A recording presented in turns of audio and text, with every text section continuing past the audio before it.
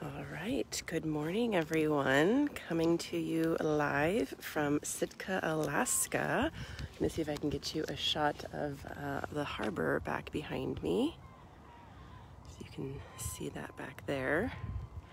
I had a fun start to my morning when I came out of my the house that I'm renting here in Sitka. I saw a bald eagle across the street hanging out by the lake, so I got pretty fun video of that. So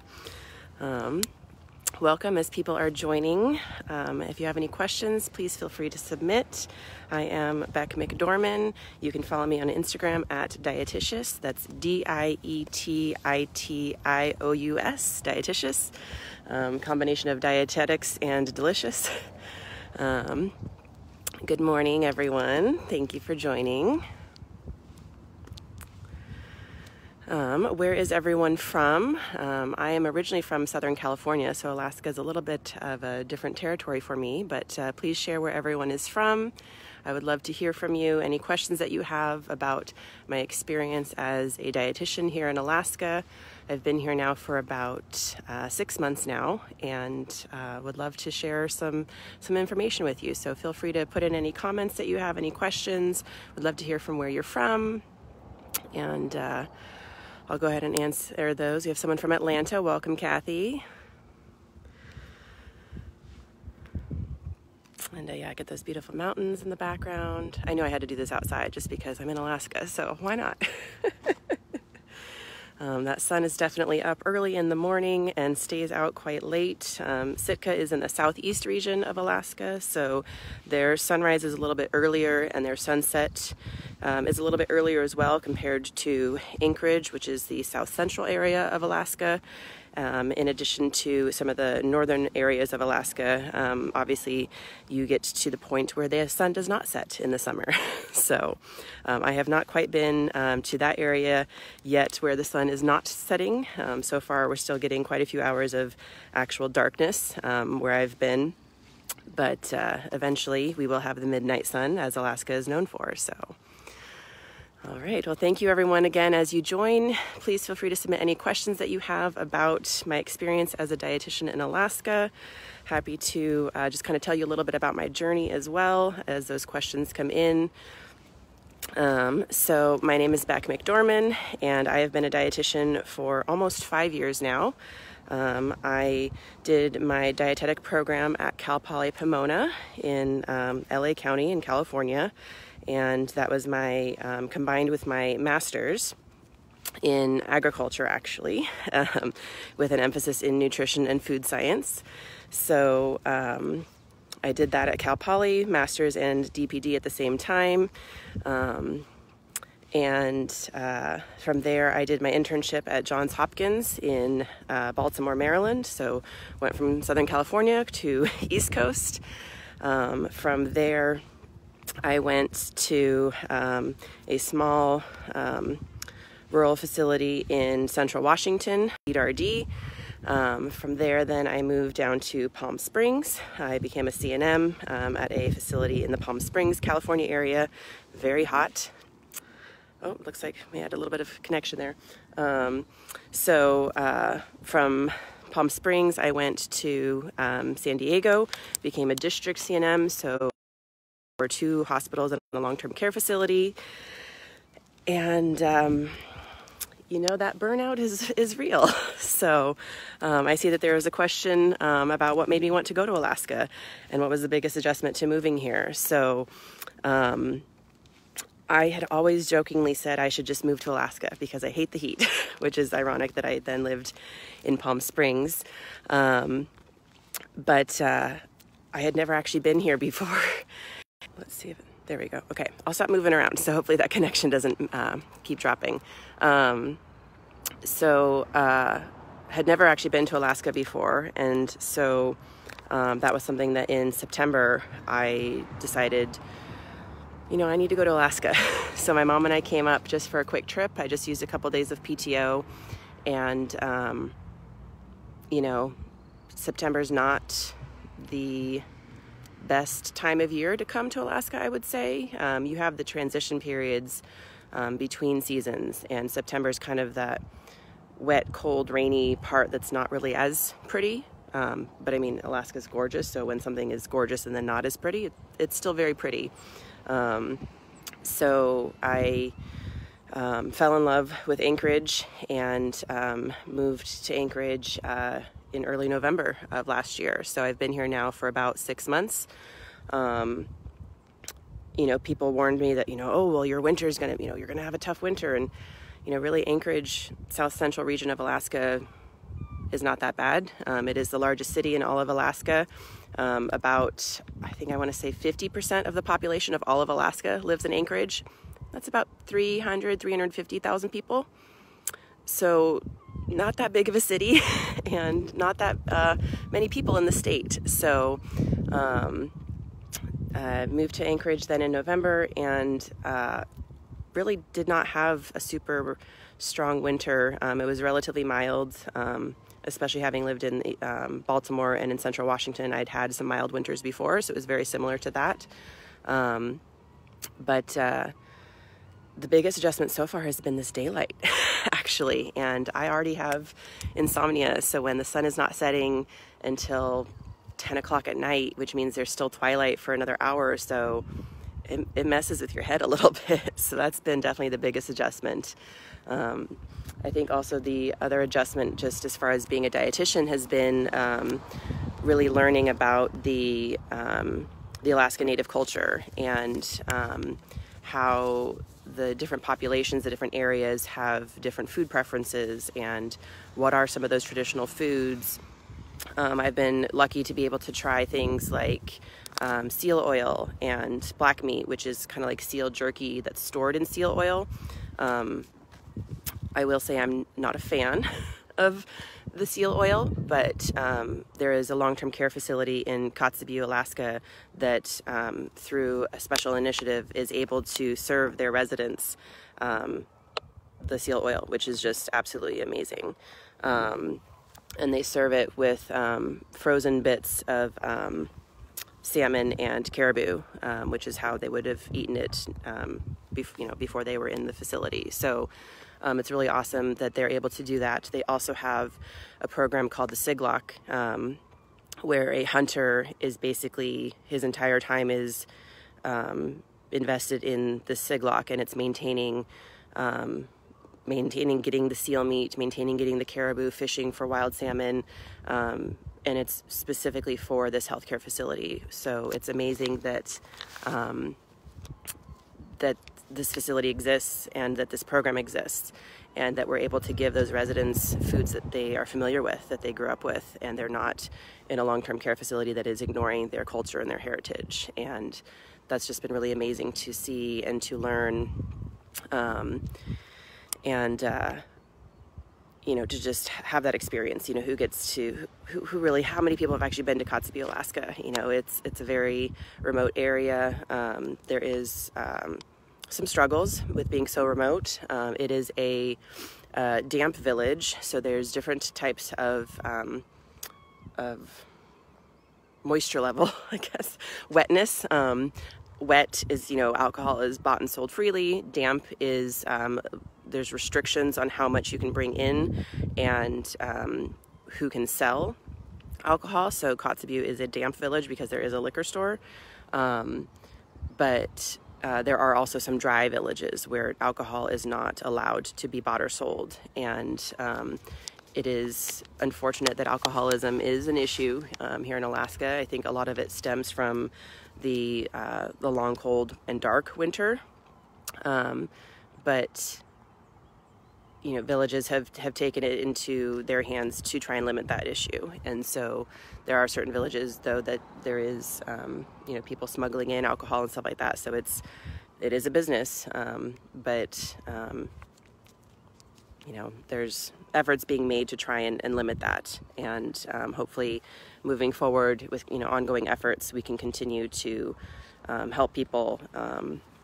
And, you know, there are a few detox programs as well. So it's great to see that those programs exist. So also there are, a question came in, let's see. With my background in ag, what are my observations about agriculture in Alaska and what surprised me the most?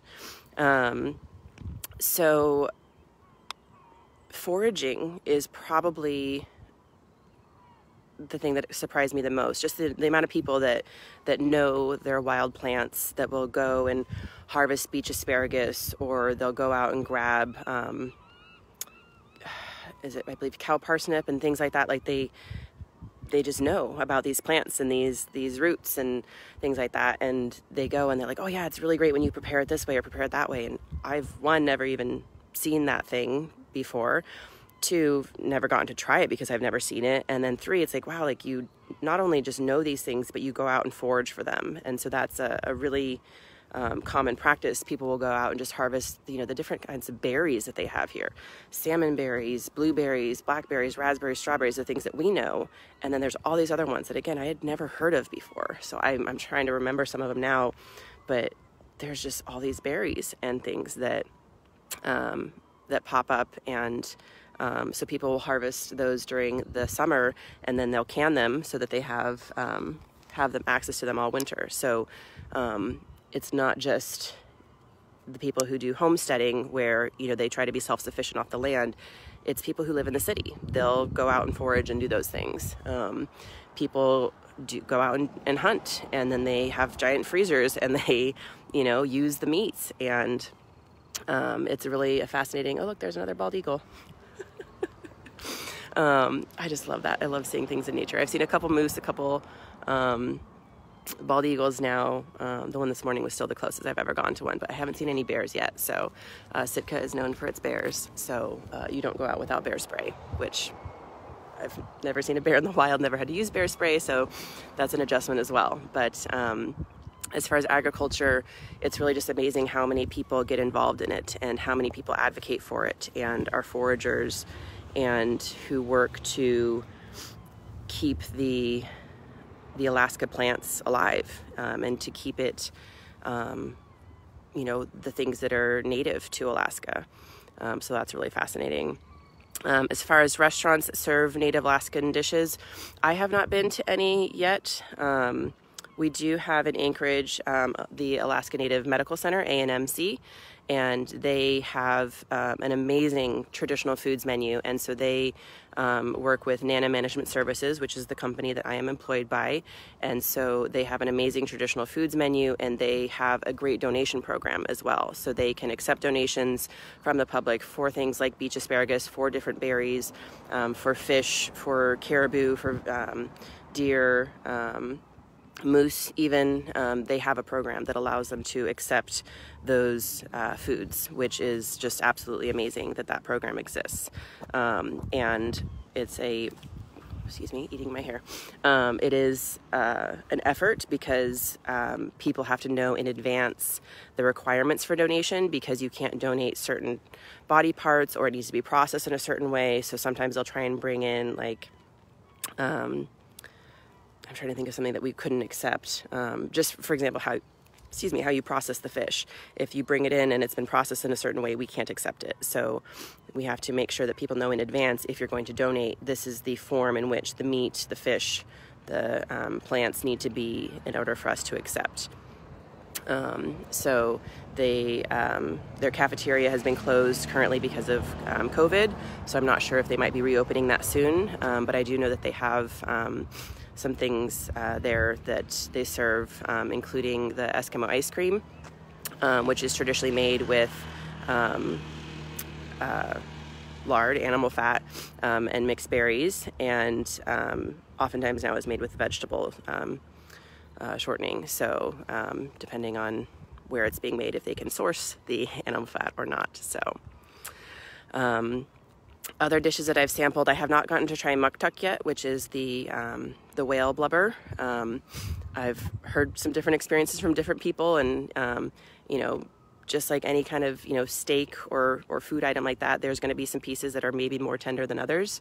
So depending on which piece of the muktuk you get, it can be quite chewy for the whale blubber. But I haven't gotten to try that yet. I have not gotten to try the Eskimo ice cream. I'm trying to think. I've gotten to try fry bread, which they have a different type of fry bread up here than they do down in like the Arizona area. In the Arizona area, their fry bread is on I'm going to get this confused now. I think it's something to do with baking soda, and the use of that and the way it rises is different than the Arizona fry bread up here. So that's something that I've gotten to try. They call it an Indian taco, and it's basically a piece of fry bread with beans and like other taco toppings on top. So that's a really fun dish that we have at a couple of our long-term care facilities. What else? There's a lot of, in Anchorage, there's a lot of craft breweries, microbreweries popping up. There's a cider brewery, there is a mead brewery, so there's a lot of fun things like that. A lot of just local Alaskan businesses and a lot of pride in that. Their logo for Shop Local Made in Alaska is a mama polar bear, and a baby polar bear. So that's a little logo that you look for when you're looking to buy local products, and it's really great to be able to support local people. So can I tell you all what a typical day is in my job and how many other dietitians work with me? So I work for Nana Management Services as their regional RD now. So I don't necessarily work with other dietitians. There are other dietitians employed by the company. So we have Heather, who works for she does the Pioneer homes, the assisted living homes that we have around the state. So she supports those facilities. I support our hospitals and long-term care facilities. So we have 9 different units. So we have Kotzebue, Dillingham, Sitka, Wrangell, and then the Alaska Psychiatric Institute, a detox center, an assisted living facility that is not part of the Pioneer homes. And actually in Sitka we have 2. We have a hospital, which is where I am today, and then we have a long-term care facility. And then we also work in one account in Arizona with the Apache tribe. So that's a really cool experience as well, because knowing that with Native Americans compared to Alaska Natives, it's not all the same. And learning about the different experiences and revising patient menus and learning about, getting, hopefully get to try some acorn stew when I'm next in Arizona. But that's not something that we necessarily would serve up here in Alaska, but that's something that they really like down in Arizona for the Apache tribe. And it's just really cool to learn about things like that. But a typical day kind of depends on where I'm at each week. So it does involve a lot of travel, because I go to each of the units quarterly. So I do live in Anchorage. So this week I am here at Sitka at the hospital. I was here about 6 weeks ago for a visit to the long-term care facility. Next week I'm going to be in Wrangell.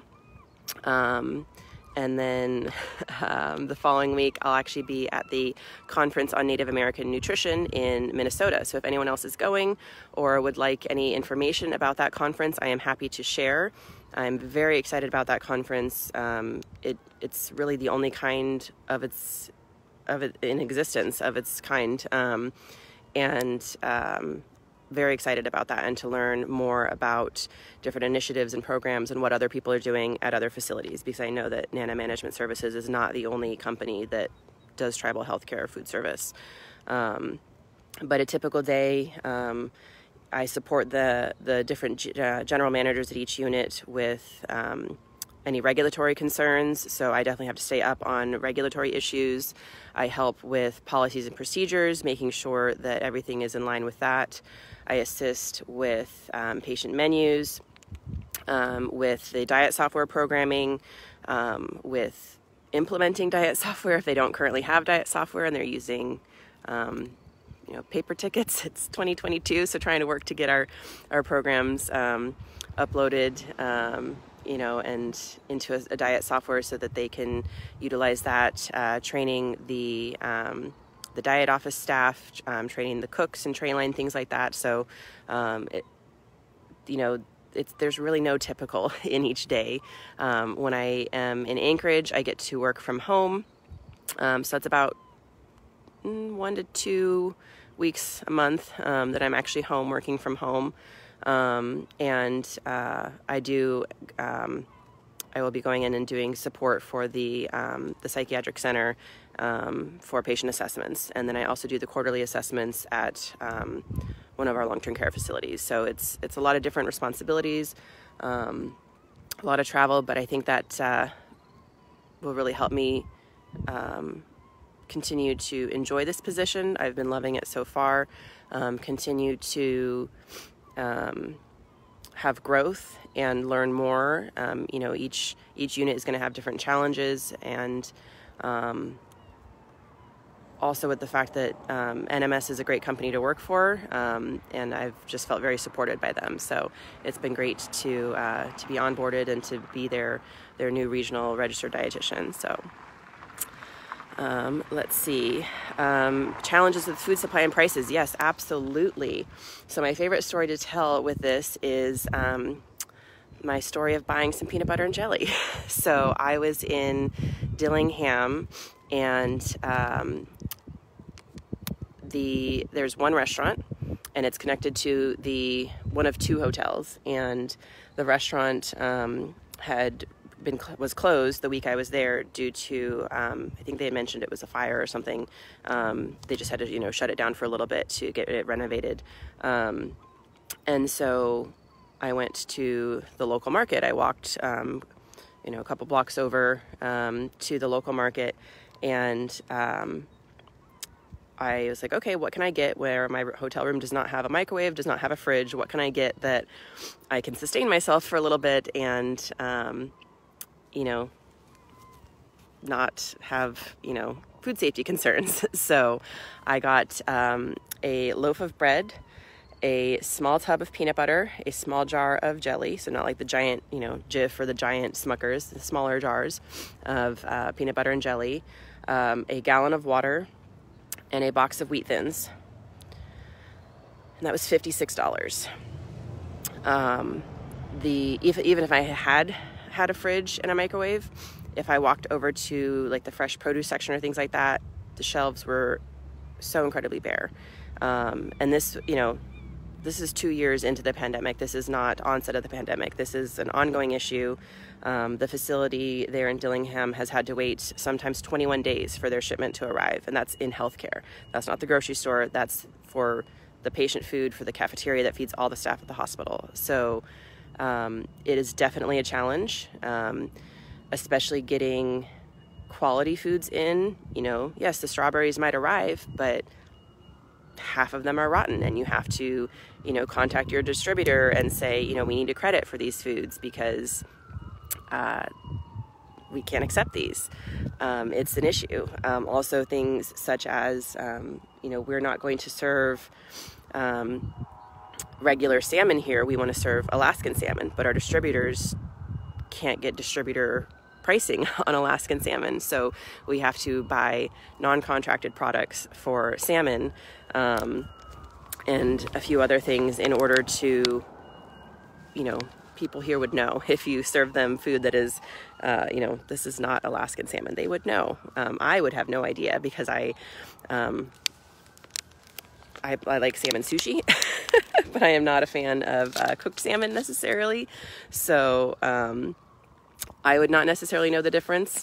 But our patients, our cafeteria customers, they would know. And so we have to source those foods elsewhere. And sometimes we can't get it, or sometimes that kind that we can get is maybe king salmon. And that's going to be so expensive per pound that it's cost prohibitive for us to get. So then we have to say, okay, are we not going to do salmon? Or currently with the bird flu, the avian flu going around, and the impact on turkey, looking at our patient menu and saying, hey, where do we have turkey on the menu? Do we need to make a plan for subbing this out? Do we have enough in stock? If what we have in stock, maybe what we have enough for now for the next couple weeks, but then a few weeks from now, if the turkey supply still doesn't improve, are we going to have enough turkey for our patient menu then. Obviously prioritizing patient menu over any retail menu that might have turkey on it. So it's definitely an issue with supply and demand and cost, really. I'm blessed to live in Anchorage where there is no city sales tax. Alaska is also one of the few states that does not have state income tax. And then there's also what we call the PFD, the personal fund dividend. So people will sometimes make a joke about you get paid to live in Alaska. And it's kind of true. The state invested some oil funds back in, I believe it was the 80s. And now each year they announce in the early, I think like end of January time frame, what the personal fund dividend is. And every single Alaskan, doesn't matter how old you are, if you lived here the year before, from January 1st to December 31st, you get a portion of the personal fund dividend, which is awesome. And so people will use that as, you know, extra incentive to go buy things that they wouldn't normally budget for. So let's see, transportation. Yes. So Kotzebue is probably the most fun place as far as transportation, because you'll be driving down a very small road. I've only been there so far when there's been ice on the ground, snow on the ground. But we were driving in our truck, and I look over, and there is an ATV with a sled of dogs, or a dog sled team in front of the ATV. So that's people's transportation. They take their kids and drop them off on ATVs. They use snow machines. Here in Alaska, they call them snow machines or snow-goes. They do not call them snowmobiles, so I've had to adjust to that so I don't sound like an outsider. But that's something that, you know, people commonly will use for that. So, some areas are also very much so landlocked, so your only way in or out is plane. And, you know, for example, Dillingham, you can sometimes get trapped there if you go and the, you know, flights get canceled coming out. You are staying in Dillingham for longer than you expected. I've been very lucky so far that I've not been stuck anywhere when I've had to travel. It's definitely a little bit more turbulent air with the amount of mountains and cold air in Alaska. The flights are a little bit more turbulent than what I've been used to, but I'm adjusting to that now. And I think now in summer it'll be a little bit smoother, and then come winter it will probably get rough again.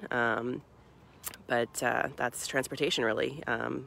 You fly to remote places, and then when you're in those remote places, depending on the season, you know, you drive an ATV or you drive a snow machine, or, you know, most places do still have cars, but they're driving on the same roads as the snow machines, so it makes it pretty fun. Let's see, what do clients tell me about the difference between Alaskan salmon and other kinds? Flavor, texture, appearance. I believe appearance is one thing. I think they look pretty different. I know that I've seen pictures posted before of, like, you know, oh, this is a regular salmon and this is a GMO salmon, and it's actually just two different kinds of salmon that have different coloring. So it has nothing to do with GMOs or not. So I believe it's the appearance that they can kind of spot it more readily. I haven't sat down to, like, look at them side by side or anything like that, so maybe I'll have to send some pictures to Build Up Dietitians to have them post after I'm done with the Facebook Live. And I think the appearance is just how they would notice it first. As far as flavor and texture, I'm not sure. I'll have to just try some for you. I'll make the sacrifice and try some salmon. I know that people, I think it also has that inherent Alaskan pride that I've mentioned. People are very proud of being Alaskan, from Alaska. I'm proud to live here and to help in any way that I can, knowing that I am Caucasian. You know, all my ancestors came from Europe. You know, just looking at the history of the U.S. and the history of Alaska Natives and Native Americans, any indigenous people, anything that we can to continue their culture and continue to support them, especially when they're sick and in healthcare facilities. You know, we want to make sure that they're able to get food that they like, and anything that I can do to help them with that, I'm happy to do. So. And Sunny, thank you so much. Maverick. I don't know if that's been used before. I like that term. So, for me, it's something that I'd consider myself somewhat adventurous. Up and moving to Alaska, I guess some people would say, is pretty adventurous for some. So, I left my family behind in Southern California, but I am not married. I don't have kids. So, I figured my family will understand that, while I have this chance, I'm going to take it and do what I can to explore and learn more about different cultures and different areas and be a resource however I can. So, let's see, is there a shortage of RDNs and or other healthcare professionals in Alaska? I'm not in the acute care facilities in like Anchorage to know as much about those, but I do know that Manilik is hiring in Kotzebue, so if anyone is interested, they have an acute care position and a WIC position. The acute care, they are open to it being remote initially, but the WIC position, they would like someone there in Kotzebue. If anyone wants that information, feel free to let me know and I can send that. We are also looking for an RD here in Sitka. If you like hiking, Sitka is the place to be. I'm really bummed that I came down with a cold this week. I tested negative for COVID, luckily, but I was planning to hike and explore in the evenings when I got off of work because there's so many trails here. Mount Edgecombe is the local mountain that is a great hike that I've heard, and obviously you need to bring your bear spray again. Remember the bear spray. But I wasn't able to just because my sinuses were just too congested for me to go on a hike of any kind. So instead I walked around the lake and saw bald eagles. So, but yeah, there is a need for more dietitians. There is a dietetic program out of University of Alaska, Anchorage. But I don't know how many students are going through that each year and then how many students are staying in Alaska after they finish their DPD and do their internship, because I think some people might use their internship as an opportunity to leave the state. Pardon me, my note just flew away. So if they leave the state for their internship, I'm not sure if they may or may not come back. So let's see, Sarah asked a question, outpatient care food service.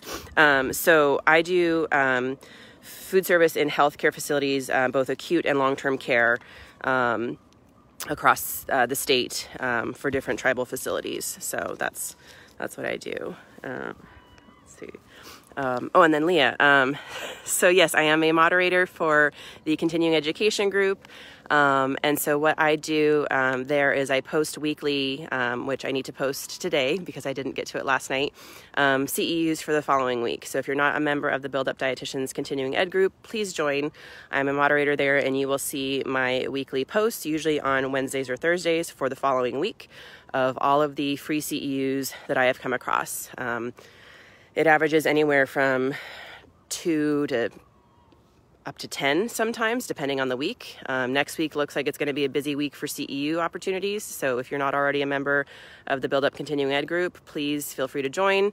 I always post with a funny meme as well, a food and nutrition related meme or a dietetics related meme.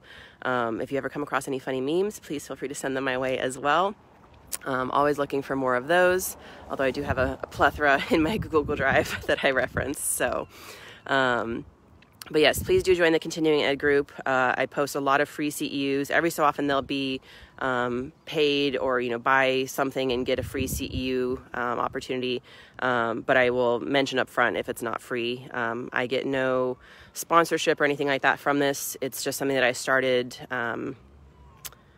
back in 2019 for my my small team of dietitians when I lived in Palm Springs, and then I slowly started asking my friends, hey, do you want to be added to this list? And now I have over 200 subscribers, and then I also post it in the Build Up Dietitians group, Continuing Ed group. So I absolutely love doing that and helping others. I know that I am well over the CEU requirement for my cycle, so I'm not actively seeking CEUs, so I will sometimes attend them just for if they sound interesting. But if you need any CEUs, feel free to join that group and look for my weekly posts. So Perfect. Thank you so much. Yes, thank you all for joining. Again, if you would like to follow me on Instagram, it is at Dietitious, Dietitious. So delicious and dietetics combined into one is Dietitious. I'm not too active on Instagram right now, but I do hope to post some more of my travel RD adventures as I ramp up my travel and my experiences. And yeah, I can't actually see what time it is on my phone while I'm live, so I think I'm going to call it a good amount of time. Hopefully that was about the 30 minutes. No idea what time it is right now. I don't have a watch. So I'll give you one more view of the harbor back there. Just absolutely gorgeous with the different mountains. Sorry, I'm standing in a dirt parking lot, but behind me are the mountains and the trees and the water. So beautiful area here in Sitka. Again, if you're an RD and you're looking for adventure, contact me, and you can message me. If you join the Continuing Ed group, I am a moderator there, so you can message me through Facebook as well, or follow me on Instagram and send me a message through there. But it has been a pleasure being on here. Thank you so much, Leah, for the invite, and much appreciated to everyone for joining. And I hope you all have a great rest of your Friday. It is Friday the 13th, so go do something scary, and I will talk to you all next time. Thank you so much. Bye.